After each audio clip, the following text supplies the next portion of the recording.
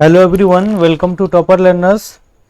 Guys, आज हम लोग रैपिड रिवीजन करने वाले हैं, वन शॉट रिवीजन करने वाले हैं ह्यूमन आई कलरफुल वर्ल्ड का। वैसे एक शॉर्ट्स वीडियो है आई के बारे में, और अच्छे से डिटेल में आप देखना चाहते हैं तो देख सकते हैं। उसका प्लेलिस्ट में लिंक गिवन है, वहाँ से भी देख सकते हैं। आज हम लोग स्ट्रक्चर और फंक्शन देखेंगे ह्यूमन आई का। ह्यूमन आई में स्ट्रक्चर और फंक्शन आता है, तो जैसा कि आपको यहाँ पे डायग्राम दिख रहा होगा, ये वाला जो आउटर पोर्शन है इसको कॉर्निया बोलते हैं। ठीक है, ये ट्रांसपेरेंट होता है, और ये जो ब्लैक कलर जैसा स्पॉट होता है ह्यूमन आई में, उसको बोला जाता है आइरिस। इस फिगर से आप और अच्छे से समझ सकते हैं। जैसा कि आप देख रहे हैं, ये वाइट वाला जो पोर्शन होता है इसको स्क्लेरा बोलते हैं। क्या बोलते हैं इसको? स्क्लेरा। ठीक है, और जनरली हमको ये इस वाले पोर्शन में, इस वाले व्यू में नहीं दिखता है। ठीक है, ये वाला जो ब्लैक सा सर्कल, किसी का भूरा होता है, बड़ा सा सर्कल है, किसी का काला होता है, इस सर्कल को बोलते हैं आइरिस। क्या बोलते हैं? आइरिस। जो यहाँ पर इस वाले फिगर में ये दिखेगा, या फिर इस वाले अगर फिगर में आप देखना चाह रहे हैं तो ये है आइरिस। कौन सा है? ये है आइरिस। ठीक है, इस वाले फिगर में। फिर देखिए, ये वाला जो पार्ट है, ये जो ब्लैक कलर का आपको दिख रहा है, ये होल होता है। क्या होता है? होल। HOLE, होल, छिद्र या छेद जिसको बोलते हैं। इस वाले फिगर में वो आपको यहाँ पर दिखेगा। ये जो आपको दिख रहा है, ये वाला जो होल दिख रहा है, यही प्यूपिल होता है। देखिए यहाँ पे प्यूपिल। ठीक है, और देखते हैं उसके बाद आइरिस देख लिए। ये जो व्हाइट वाला कलर है इसको स्क्लेरा बोलते हैं। क्या बोलते हैं? स्क्लेरा। अब यहाँ वाले, इस वाले फिगर में आपको आई लेंस वगैरह नहीं दिखेगा, तो यहाँ देखिए, ये जो लेंस है ये आई लेंस कहलाता है। ठीक है, कन्वेक्स लेंस होता है। क्या होता है? Convex lens. बाकी ये रेटिना है हमारा, ये लिक्विड होता है जिसको विट्रस ह्यूमर बोलते हैं। यहाँ पर भी एक लिक्विड होता है जिसको एक्वस ह्यूमर बोला जाता है। और जिस मसल से जुड़ा हुआ, जैसे ये हमारा आई लेंस है, यहाँ पे एक मसल्स होता है, इस मसल से जो जुड़ा हुआ होता है हमारा आँख, उसको सिलियरी मसल्स बोला जाता है। जैसे इस वाले फिगर में आप देख रहे होंगे कि ये जो है आपका सिलियरी मसल्स है। ये आपका विट्रस ह्यूमर हो गया। आई लेंस कन्वेक्स होता है, जेली लाइक सब्सटेंस से बना होता है। एक्वस ह्यूमर यहाँ पर होता है, इसके किस कॉर्निया के अंदर और आई लेंस के ऊपर जो रहता है, यही होता है आपका एक्वस ह्यूमर। यही आंसुओं के रूप में निकल जाता है। ठीक है, उसके बाद ये है सस्पेंसरी लिगामेंट दिया हुआ है। यहाँ पे लिगामेंट होता है, बोन लिगामेंट, बोन जो आप लोग पढ़े होंगे, सॉफ्ट बोन होता है यहाँ पे ये ब्लाइंड स्पॉट है। ये जगह, इस स्पॉट पे अगर इमेज बनेगा तो इमेज नहीं दिखता है, इसलिए इसको ब्लाइंड स्पॉट बोला जाता है। और बाकी ये जो नर्व चला गया, माइंड में चला जाता है, किसमें? CNS, जिसको बायोलॉजी में आप लोग पढ़े होंगे, जो हमको इंटरप्रेट करता है, इसको ऑप्टिक नर्व बोलते हैं। तो हमारे लिए देखने के लिए जो है वो स्टिमुलस लाइट हो जाएगा, ऑब्जेक्ट हो जाएगा, और हम जिस चीज को देखते हैं वो हमारा जो हमारे बॉडी के अंदर जो कोऑर्डिनेशन हो रहा है, उस कोऑर्डिनेशन में वो कौन सा कोऑर्डिनेशन हो जाएगा? कंट्रोल नर्वस कोऑर्डिनेशन हो जाएगा। ठीक है, तो ऑप्टिक नर्व समझ गए। अब थोड़ा सा इसको फ्रेश समझते हैं। जैसे वो वाला आई देखे थे आपको, जो फ्रंट व्यू दिखाया था मैंने, तो व्हाइट कलर का स्क्लेरा था, आइरिस था। साइड व्यू से जो देखने में ये मिलेगा। कॉर्निया जो होता है वो ट्रांसपेरेंट फिल्म पर्दा होता है ना, आंख का। जैसे मेरा आंख देख रहे हैं आप, जैसे ये आंख देख रहे हैं, ये व्हाइट कलर का जो मेरा दिख रहा है ये स्क्लेरा। ये पूरा जो ब्लैक कलर का बड़ा सा सर्कल दिख रहा है, ये क्या है हमारा? ये है आपका आइरिस। और इसके बीच में, यहाँ इस वाले व्यू में नहीं दिखेगा, इसके बीच में देखिएगा या अपने में देखिएगा, ये जो आपको दिख रहा है व्हाइट व्हाइट, यही जो है, ये छिद्र होता है जिसको प्यूपिल बोलते हैं। ठीक है, अब इसका बात फंक्शन समझ लेते हैं। क्या होता है फंक्शन? इसका स्पेसिफिक फंक्शन हम लोग समझेंगे कि किस पोर्शन का क्या फंक्शन है। बहुत इंपॉर्टेंट है, इसको समझना है। जो याद, रेटिना वो जगह जहां पे क्या बनता है? इमेज बनता है। अब देखिए, human sense organ help to see, located in eye socket, skull यानी आंख जो है, आंख जिसमें रखा हुआ उसको बोलते हैं। Diameter of eye ball 2.3 centimetre होता है। ये जो डायमीटर है, ये जो आईबॉल का डायमीटर है, ये 2.3 सेंटीमीटर होता है। अब देखिए cornea, it is outer most transparent part, it provide most of the refraction of light.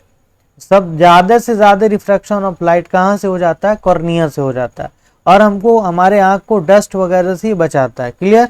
उसके बाद लेंस है, आंख में कैसा लेंस होता है? कॉन्वेक्स। कैसा लेंस होता है? Convex.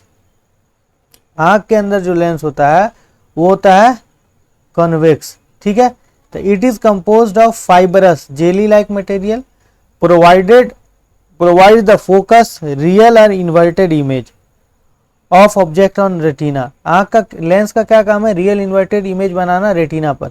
This convex lens that converge light at retina, ये वो है जो लाइट को कन्वर्ज कराता है कहाँ पे? रेटिना पे। अब देखिए आइरिस क्या है? It is a dark muscular diaphragm that control the size of pupil. Size of pupil को घटाता बढ़ाता है कौन? ये आइरिस। फंक्शन समझ लीजिए। पीपुल क्या है? It is a window of eye, खिड़की भी बोल सकते हैं, ओपन बोल सकते हैं, होल बोल सकते हैं। It is a central aperture of iris, central है, बीच में रहता है, एकदम आंख आइरिस के बीच में। It regulate and control the amount of light enter to the eye. आंख में ये लाइट को जाने के लिए रेगुलेट करता है, कम या ज्यादा करता है। ठीक है, साइज बढ़ जाएगा तो ज्यादा जाएगा, साइज घट जाएगा तो कम जाएगा। रेटिना क्या? It is a delicate membrane having enormous number of light sensitive cell. यही रेटिना के पास लाइट सेंसिटिव सेल होता है और यहीं पे इमेज बनता है। रेटिना क्या है? फिल्म है, पर्दा है जहाँ पे इमेज बनता है, और इसी के अंदर बहुत सारा सेल होता है, रॉड शेप सेल और cone shape cell. Rod shape cell brightness के लिए होता है, अगर ये रॉड शेप सेल कम हो जाए तो ब्लाइंडनेस हो जाता है, नाइट ब्लाइंडनेस, नाइट ब्लाइंडनेस जिसको रतौंधी बोलते हैं। क्या बोलते हैं? रतौंधी। और कोन शेप सेल अगर कम हो जाए रेटिना के अंदर तो आदमी को कलर ब्लाइंडनेस हो जाता है। कौन ब्लाइंडनेस? Colour blindness. आदमी देख नहीं पाता है, कलर को डिफरेंशिएट नहीं कर पाता है। देख तो पाता है लेकिन क्या नहीं डिफरेंशिएट कर पाता है? कलर को।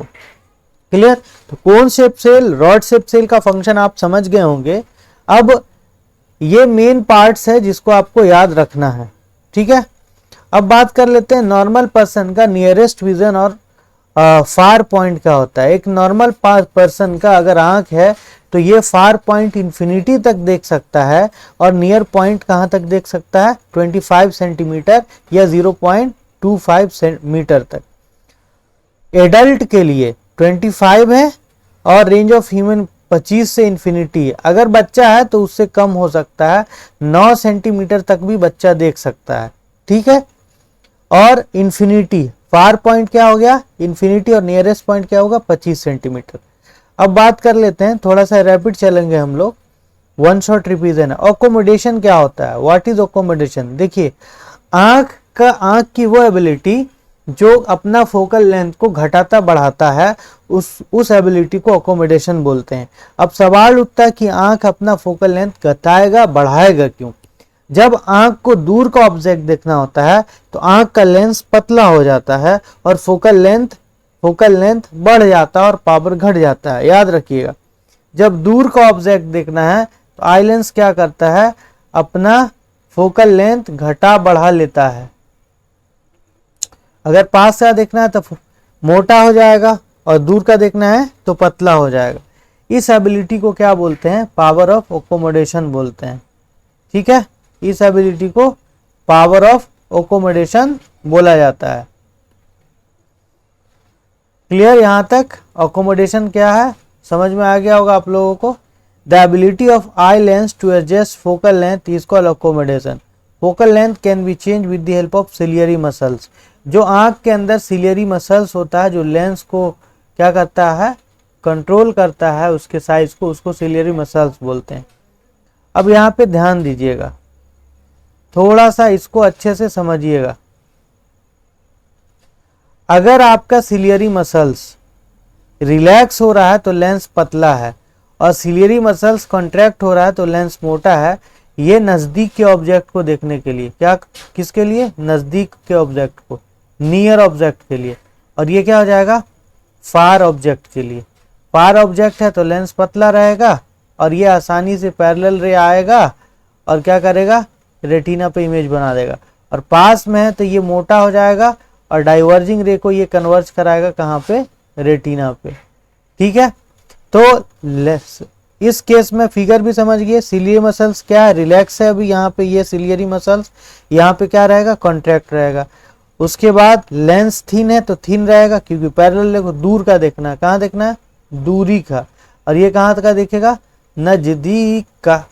ठीक है, आगे चलें, यहां तक कोई डाउट नहीं होना चाहिए। अब देखिए हम लोग डिस्कस कर लेते हैं डिफेक्ट ऑफ विजन का। तो आपको समझ में आ गया होगा कि ह्यूमन आई का वर्किंग क्या है। अब ह्यूमन हमारा आंख देखता कैसे समझिए, जब किसी ऑब्जेक्ट से लाइट हमारे आंख पे फॉल करता है तो सबसे पहले कहाँ पे जाता है, सबसे पहले कॉर्निया से पास करेगा और most bending of light cornea पे हो जाता है। कॉर्निया के बाद ये जाएगा विट्रस ह्यूमर में, विट्रस ह्यूमर के बाद जाएगा प्यूपिल्स में। आइरिस सेंस करेगा कि ब्राइट है या डार्क है। प्यूपिल्स के बाद वो लेंस से कन्वर्ज होगा और कहाँ पे इमेज बना देगा रेटिना पे, और इमेज जो बनेगा वो उल्टा बनेगा रियल बनेगा, और हमको दिमाग ऑप्टिक नर्व के थ्रू सीएनएस माइंड जो है इंटरप्रेट कराएगा। तो ये उसका वर्किंग होता है। दूर का है तो लेंस पतला हो जाएगा, पास का है तो लेंस मोटा हो जाएगा, ये इसका वर्किंग है। अब आगे बात कर लेते हैं हम लोग मायोपिया का, डिफेक्ट ऑफ विजन।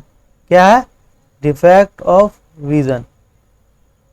देखिए मायोपिया नियर साइटेडनेस, ये वो डिफेक्ट ऑफ विजन है जिसमें आदमी दूर का नहीं देख सकता है, नियर का देख सकता है। ठीक है, और इसमें क्या होता है मायोपिया शॉर्ट साइटेडनेस, नजदीक का दिखेगा पास का दिखेगा, पास का दिखेगा दूर का नहीं दिखेगा। ठीक है, image formed in front of retina, image जो है वो रेटिना पे बनता है। ठीक है, अब देखिए कॉज इसका क्या होगा, एक्सेसिव कर्वेचर ऑफ लेंस, मतलब क्या है लेंस थिक हो जाए। इसका कारण क्या है लेंस थिक हो जाए। पास का जब देखे थे तो लेंस थिक हो गया था, लेंस थिक हो जाए और फिर थिन नहीं हो, या फिर आईबॉल क्या हो जाए इलोंगेट हो जाए, आईबॉल बढ़ जाए।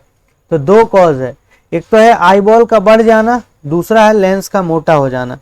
मायोपिया का दो कारण, एक है आईबॉल का बढ़ जाना, जो आईबॉल का जनरली डायमीटर है किसी बायोलॉजिकल डिफेक्ट के कारण वो अगर बढ़ गया तो मायोपिक केस हो जाएगा, और लेंस अगर मोटा हो गया फिर पतला नहीं हो रहा तब भी वो क्या हो जाएगा मायोपिया हो जाएगा।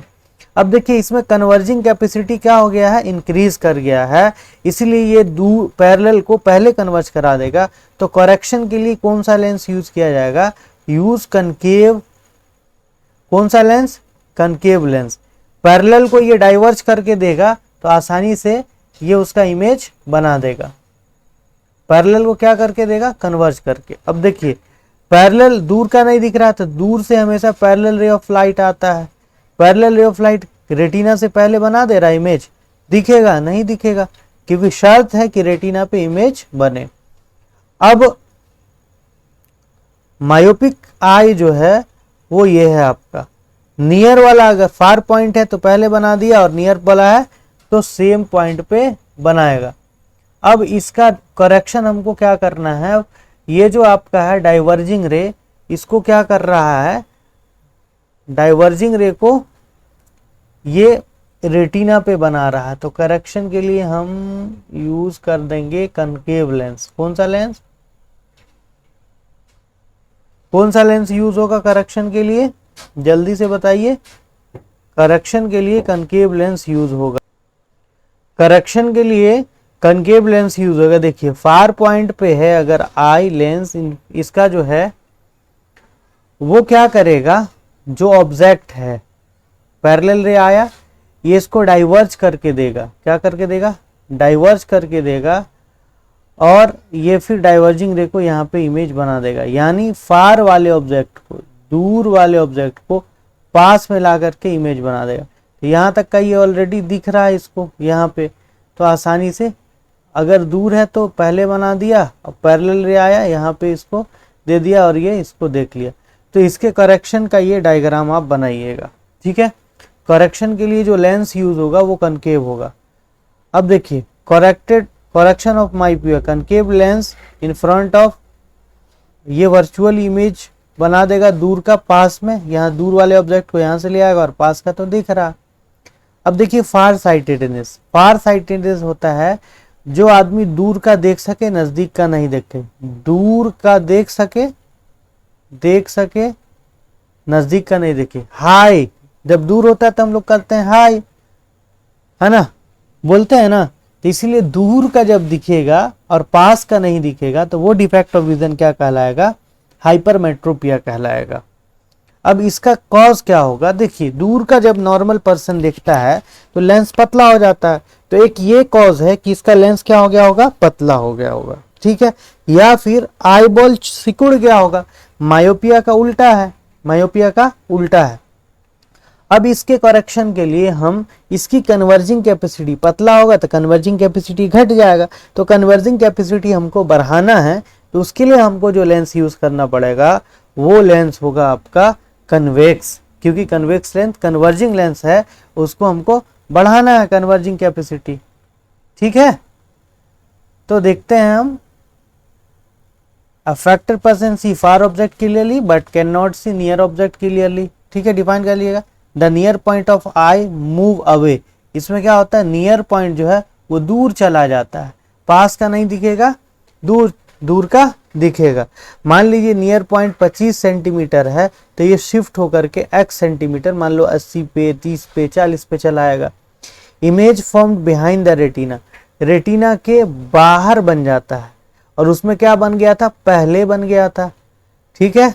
आगे देखते हैं कॉज क्या है, focal length of eye lens becomes too long, focal length पतला हो जाएगा लेंस तो फोकल लेंथ बढ़ जाएगा, बहुत टू लॉन्ग हो जाएगा। दूसरा eyeball becomes too small, eyeball क्या हो जाए, छोटा हो जाए, ठीक है। करेक्शन इसका देख लेते हैं, देखिए use of convex lens of suitable power for correction of this defect. क्या हुआ है, दूर वाला जो ऑब्जेक्ट है, जैसे आपका नॉर्मल विजन है तो यहाँ पे बन रहा है इमेज, शार्प इमेज। अब यही क्या हो गया कि ये जो डिफेक्टिव पर्सन है जो यहाँ पे रखा हुआ है नियर वाला ऑब्जेक्ट, ये इसका यहाँ पे इमेज बना दे रहा, मतलब इसको यहाँ पर ऑब्जेक्ट रखा दे तो यहाँ पे दिखाई देगा, तो नज़दीक वाले ऑब्जेक्ट का ये आगे बना दे रहा, यानी इसकी कन्वर्जिंग कैपेसिटी घट गई है। तो अब क्या करेंगे हम, कन्वेक्स लेंस जब लगाएंगे तो ये लाइट को पहले ही कन्वर्ज कर देगा, कन्वर्ज करेगा और यहाँ पे रेटिना पे बना देगा। तो ये वाला इमेज आप करेक्शन के लिए बनाइएगा मायोपिक पर्सन के लिए, ठीक है। अब देखिए प्रेस बायोपिया, प्रेस बायोपिया और ओल्ड एज हाइपरमेट्रोपिया, और ओल्ड एज हाइपरमेट्रोपिया, इसमें क्या है, it is defect of vision due to which old person can not see nearby object clearly due to loss of power of accommodation. Power of accommodation के कारण वो क्या करेगा, near by object नहीं दिखेगा, दूर का उसको दिखेगा। प्रेस बायोपिया हाइपरमेट्रोपिया ही है, लेकिन ये ओल्ड एज के कारण होगा, ओल्ड एज हाइपरमेट्रोपिया, ठीक है। इसका near point of old age person having presbyopia gradually reduce to becomes 25, more than 25, 25 से ज्यादा हो गया। नॉर्मल पर्सन का क्या होता है, 25 होता है, इससे ज्यादा हो गया। कॉज सिलियरी मसल्स का वीक हो जाना और diminish the flexibility of eye lens, eye lens का जो है फ्लेक्सिबिलिटी खत्म हो जाए और सिलियरी मसल्स प्रॉपर फंक्शन करना बंद कर दे। इसके करेक्शन के लिए use a convex lens of suitable power, convex lens use करना है।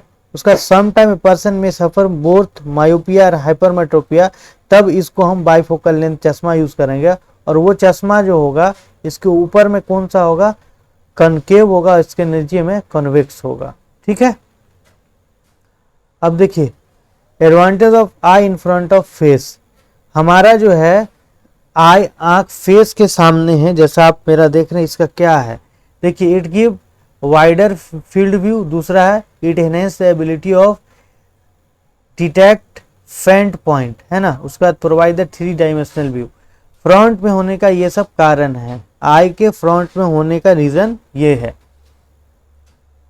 प्रेस बायोपिया समझ में आ गया होगा। अब एक कैटरैक्ट है, एक डिजीज है कैटरैक्ट, जिसको मोतियाबिंद बोलते हैं, मोतियाबिंद।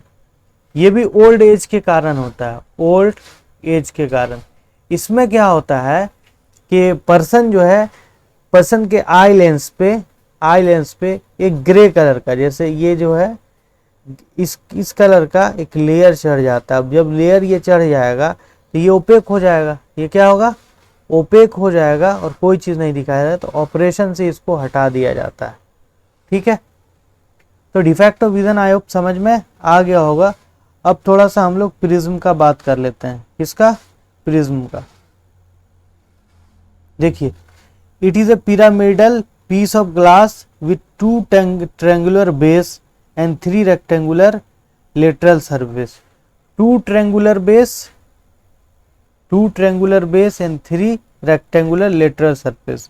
ये जो है आपका, इसको बोलते हैं एंगल ऑफ प्रिज्म। क्या बोलते हैं, एंगल ऑफ प्रिज्म। अब देखिए, इसमें एक्चुअली आपका refraction of light through the prism समझना है। ये जो आपको दिख रहा है, पी क्यू एक फेस है और क्यू आर एक फेस है। ये पी क्यू, ठीक है, पी क्यू और ये क्यू आर, ये इसका बेस हो गया। ठीक, अब देखिए ये एयर है और ये ग्लास है। ठीक, अब लाइट ऑब्लिकली जा रहा है एयर से ग्लास में, रेयर से डेंसर में। ये आपका नॉर्मल है, तो ऑब्वियसली है कि बेंड करेगा टुवर्ड्स द नॉर्मल। कर गया, किया बेंड। उसके बाद फिर ये डेंसर हो गया और फिर ये एयर में आ रहा है, तो रेयर में आ रहा है, तो बेंड करेगा अवे फ्रॉम द नॉर्मल। कर गया अवे फ्रॉम द नॉर्मल, ये आपका नॉर्मल हो गया। अब देखिए, ये नॉर्मल और इंसिडेंट रे के बीच के एंगल को इंसिडेंट एंगल बोलते हैं। ये नॉर्मल और रिफ्रैक्टेड रे एंगल बीच को एंगल ऑफ रिफ्रैक्शन बोलते हैं। नॉर्मल और ये आर डैश हो जाएगा। ये जो एंगल हुआ इसको इमरजेंट एंगल बोलते हैं, इमरजेंट एंगल। ये हो गया आपका इमरजेंट रे। जो रे इमर्ज आउट हुआ है रिफ्रैक्शन के बाद, उसको इमरजेंट रे बोला जाता है। जो रे फॉल कर रहा है सरफेस पे, इसको इंसिडेंट रे बोलेंगे। ये रिफ्रैक्शन हुआ। अब देखिए, ये अगर ग्लास प्रिज्म नहीं होता तो ये लाइट सीधा ऐसे जाता, ये यहाँ चला जाता, और ये जो आपका इमरजेंट रे है इसको बैकवर्ड प्रोड्यूस करेंगे तो इसमें एक एंगल बना। ये वाला जो एंगल बन रहा है इसी को बोला जाता है angle of deviation, angle of deviation. ठीक है, एंगल ऑफ डेविएशन। तो इसमें यही आपको समझना था कि एंगल ऑफ डेविएशन क्या होता है। अब एंगल ऑफ डेविएशन होता है angle between incident ray and emergent ray. क्या होता है, angle between incident ray and emergent ray. देखिए, angle between incident ray and emergent ray, उसको एंगल ऑफ डेविएशन बोलते हैं और डी से डिनोट करता है, और कहीं कहीं पे डेल्टा भी मिलेगा, इसको डेल्टा बोलते हैं। क्या बोलते हैं, डेल्टा। ठीक है, अब थोड़ा सा बात कर लेते हैं हम डिस्पर्सन ऑफ लाइट का। Dispersion of light, dispersion of light. ठीक है, देखिए, पॉलीक्रोमेटिक लाइट होना चाहिए, जैसे व्हाइट लाइट है। तो व्हाइट लाइट जब प्रिज्म से पास करता है तो ये अपने 7 कलर में टूट जाता है। ठीक है, इस प्रोसेस को हम क्या बोलते हैं, डिस्पर्सन ऑफ लाइट बोलते हैं। When white light is passes through the glass prism is split into its 7 constituent colour to form band of 7 colour, this phenomena is called dispersion. ठीक है, समझ में आया। जब प्रिज्म से व्हाइट लाइट पास करेगा तो ये 7 कलर में टूट जाएगा, इसी घटना को डिस्पर्सन बोलते हैं। समझ में आया। जब प्रिज्म से व्हाइट लाइट पास करेगा तो ये 7 कलर में टूट जाएगा, इस घटना को डिस्पर्सन ऑफ लाइट कहा जाता है। अब सवाल उठता है कि इसमें स्पेक्ट्रम क्या है, तो स्पेक्ट्रम समझ लीजिए। देखिए, ये जो बैंड 7 कलर का अपेयर हुआ है, क्या अपेयर हुआ है, बैंड जो 7 कलर का अपेयर हुआ है, violet, indigo, blue, green, yellow, orange, red, जिसको VIBGYOR से हम लोग जानते हैं। किससे जानते हैं, विबग्योर से जानते हैं। ये जो विबग्योर अपेयर हुआ है, जैसे यहाँ देख रहे हैं, तो ये क्या कहलाएगा, स्पेक्ट्रम कहलाएगा, 7 कलर का बैंड।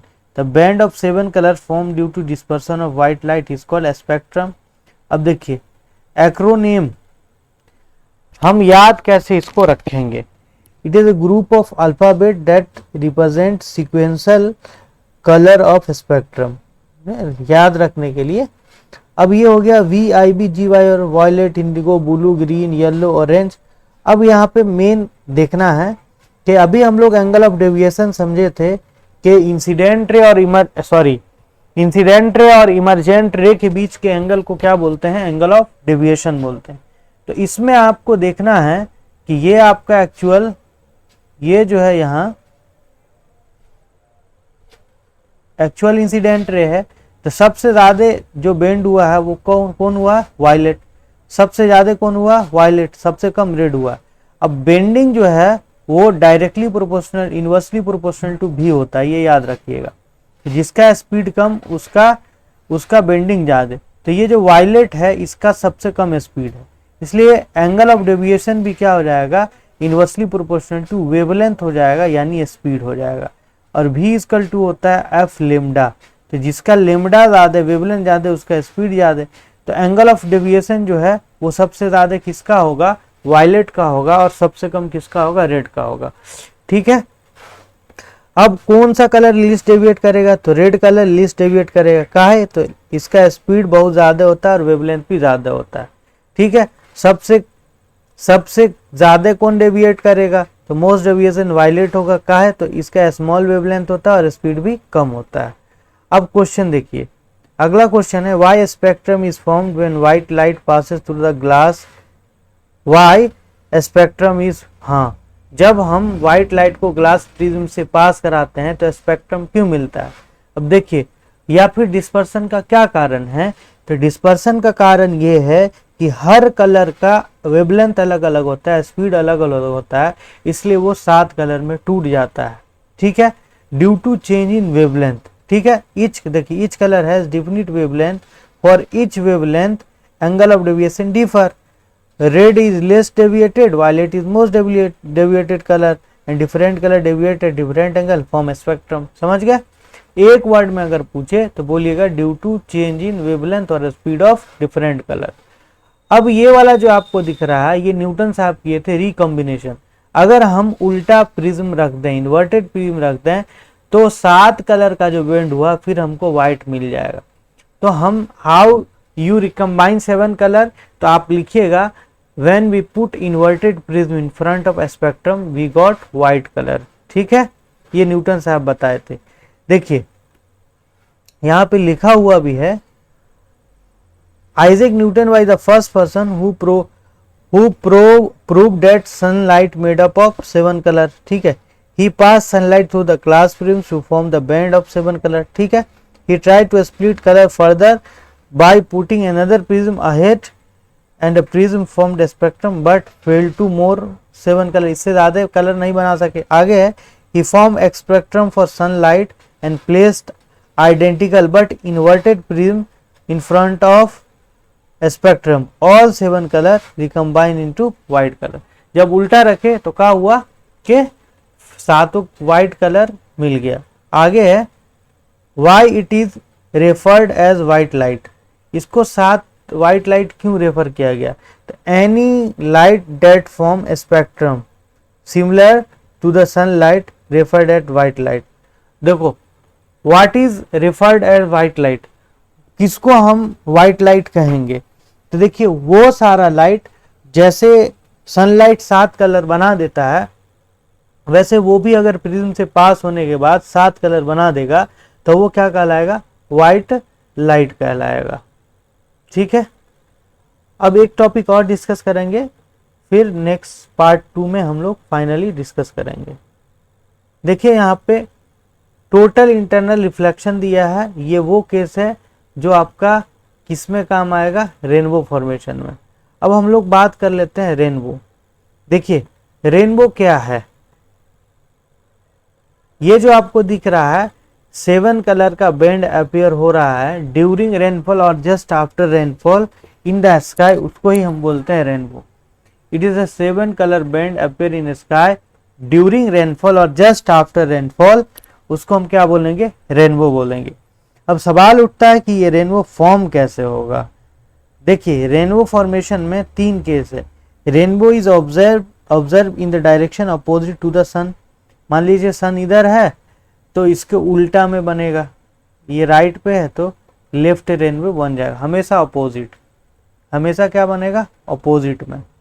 ठीक है, अब देखिए आगे इसके बनने में कौन कौन सा फेनोमेना इन्वॉल्व होगा वो याद रखना आपको। इसमें जो बनने में फेनोमेना इन्वॉल्व होगा वो है डिस्पर्सन। आप जानते हैं व्हाइट लाइट 7 कलर में टूट जाता है प्रिज्म से पास होने के बाद, तो उसको डिस्पर्सन बोलते हैं। Refraction, bending of light is called refraction. अब है इंटरनल रिफ्लेक्शन या टोटल इंटरनल रिफ्लेक्शन। देखिए तो इंटरनल रिफ्लेक्शन होता क्या है। इंटरनल रिफ्लेक्शन के लिए आपको ये बात समझना पड़ेगा क्रिटिकल एंगल क्या है। थोड़ा सा इस फिगर से ही हम लोग समझ लेते हैं। देखिए लाइट कहाँ से कहाँ जा रहा, डेंसर से रेयर में जा रहा, डेंसर से रेयर में जा रहा, और यहाँ आया। देखिए जब लाइट डेंसर से रेयर में जाए, डेंसर से रेयर में जाए और एंगल ऑफ रिफ्रैक्शन 90 डिग्री हो जाए, तब एंगल ऑफ इंसिडेंस क्या कहलाता है, क्रिटिकल एंगल कहलाता है। अब इससे ज़्यादा पर ये इंसिडेंट अगर होगा, क्रिटिकल एंगल से ज़्यादा अगर एंगल ऑफ इंसिडेंस हो जाएगा तो ये वापस उसी मीडियम में चला जाएगा। इस घटना को हम बोलते हैं इंटरनल रिफ्लेक्शन। ठीक है, when light change medium denser to rare greater than critical angle, then light comes back in same medium, this phenomena is called total internal reflection या इंटरनल रिफ्लेक्शन। अब देखिए कंडीशन फॉर इंटरनल रिफ्लेक्शन क्या है, light should enter obliquely from denser to rare, denser से rare में जाना चाहिए, और एंगल आई जो हो वो ग्रेटर देन एंगल सी हो। एंगल सी क्या है, एंगल ऑफ आई है जब एंगल आर क्या हो, 90 डिग्री हो जाए। जब लाइट डेंसर से रेयर में आए और एंगल ऑफ रिफ्रैक्शन 90 डिग्री हो जाए, तब जो एंगल ऑफ इंसिडेंस बनता है उसको क्रिटिकल एंगल बोलते हैं। क्योंकि उससे ज्यादा अगर हम बढ़ा देंगे ना इंसिडेंट एंगल आए, तब लाइट वापस उसी मीडियम में चला जाएगा, तब टोटल इंटरनल रिफ्लेक्शन का केस हो जाएगा, यानी टोटल इंटरनल रिफ्लेक्शन हो जाएगा। तो ये 3 फेनोमेना मिल करके क्या बनाता है बताइए, रेनबो फॉर्म होता है। अब देखिए the angle of incidence of which angle of refraction is 90 degree. Critical angle of incidence ही है, लेकिन कब, जब एंगल ऑफ रिफ्रैक्शन 90 डिग्री हो जाए। Rainbow it is a natural spectrum appear in sky after rain shower या during rain shower, उसको हम क्या बोलेंगे, रेनबो। अब देखिए rainbow is observe opposite direction, 3 phenomena हो गया। अब देखिए कैसे करेगा, some water droplet remain suspended in air after rain. ठीक है, these droplet behave like a glass prism, glass prism जैसा बिहेव करता है। ठीक है, when light enter the rain drop the first refract, फिर क्या होगा, यहाँ पे रिफ्रैक्शन हुआ, फिर डिस्पर्सन हुआ 7 कलर में, and they are internally and gain refracted to come out of the water droplets and 7 color reaches to our eye और observer and rainbow is form. ये वापस 7 कलर जो है ऑब्जर्वर के आंख में आता है और वो देख लेता है, इसीलिए रेनबो। तो ये वाला जो सरफेस है, पहले रिफ्रैक्शन, फिर डिस्पर्सन, फिर टोटल इंटरनल रिफ्लेक्शन। तो ये डायग्राम भी दे देगा, बोलेगा बी सी डी पे क्या होता है, तो बी पे रिफ्रैक्शन, उसके बाद सी पे टोटल इंटरनल रिफ्लेक्शन और डी पे फिर रिफ्रैक्शन। ठीक है, क्लियर। ए वाइट लाइट आ रहा। बस आज के लेक्चर में इतना ही। नेक्स्ट लेक्चर में हम लोग डिस्कस कर लेंगे वाई स्काई अपीयर ब्लू और ये जो 2 फेनोमेना बचा हुआ।